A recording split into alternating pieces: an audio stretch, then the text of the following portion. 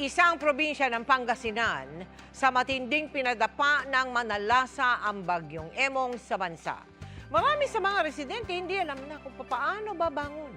Kaya sa ilalim ng Operation Bayanihan, hatid ng GMA Kapuso Foundation ang tulong sa 7 munisipalidad doon. Lumakas bilang typhoon category bago naglandfall ang bagyong Emong sa bayan ng Agno sa Pangasinan. Dala nito ang malakas na ulan at hangin. Nilipad ang bubong ng mga bahay, nabuwal ang mga puno at poste.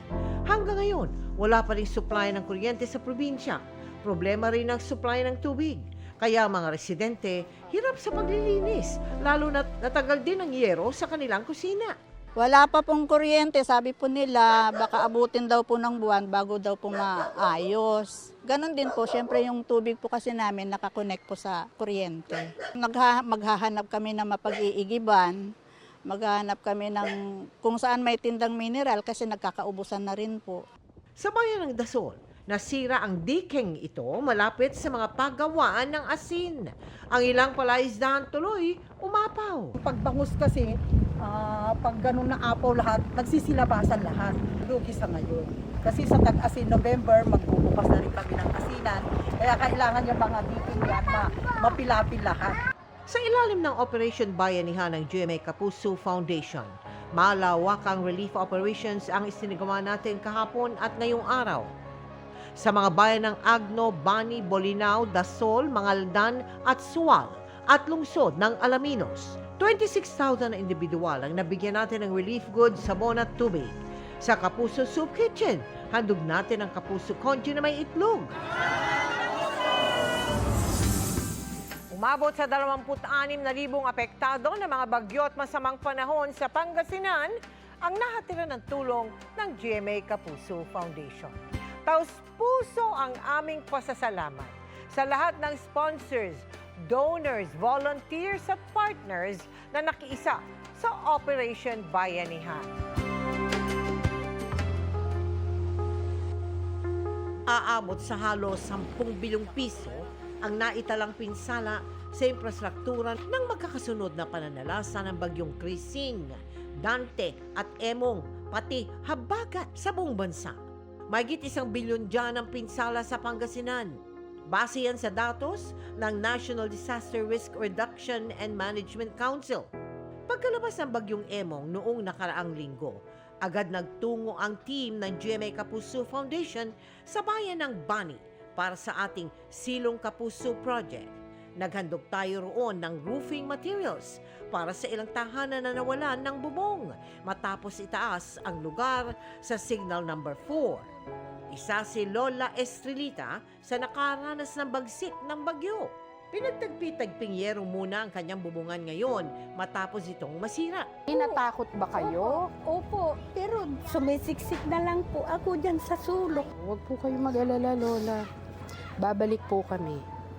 At bibigyan ho namin kayo ng bubong. Nagtayo rin muna ng maliit na bahay mula sa mga nilipad na yero si Debbie Ann na taga-barangay Poblasyon Alaminos bilang pansamantalang masisilungan. Sobrang lakas na po ng hangin, tapos parang magigiba na po yung bahay namin. Bukod dyan, tuloy-tuloy rin ang ating Operation Bayanihan kung saan kabilang sila sa mga nakatanggap ng relief goods. Malaking tulong po itong binigay ng GMA Kapuso Foundation. Hindi po namin nakalain na mabibigyan po ang SWAL. Sa kabuuan, 7 bayan sa Pangasinan ang ating nakatira ng tulong sa ilalim ng programa.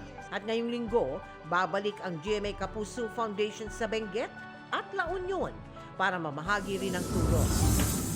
Wala na ngang maayos na masisilungan at tigil pa ang kabuhayan. Yan ang dobleng dagok na kinakaharap na mag-asawang nakilala namin sa Bawang sa La Union matapos ang hagupit ng mga nagdaang bagyo at habagat. Sa kanilang lugar naman tayo naghatid ng tulong sa ilalim ng Operation Bayanihan ng GMA Kapuso Foundation.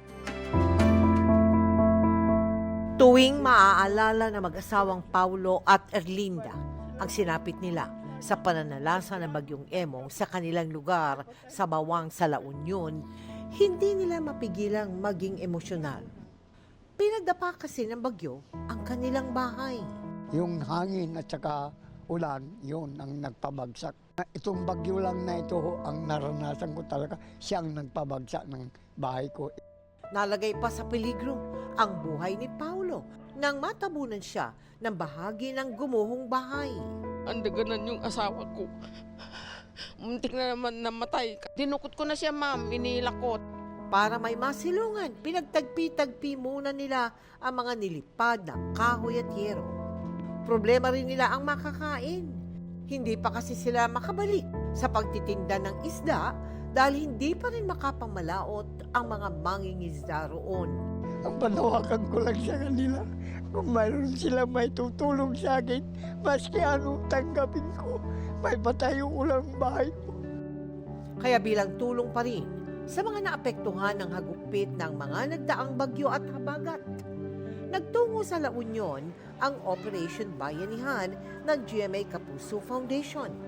Handog natin ang relief goods at tinapay sa 4,000 individual sa bayan ng Bawang.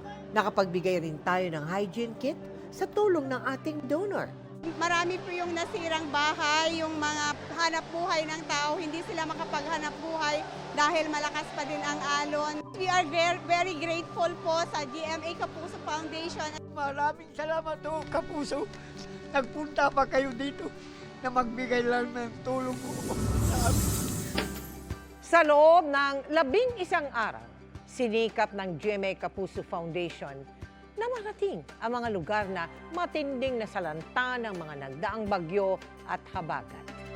Naisakatuparan natin yan dahil sa inyo at sa mga donors, mga sponsors, mga partners at volunteers at Kapuso artists na naging kaagapay natin sa Operation Bayanihan. Mahigit 80,000 individual ang ating natulungan.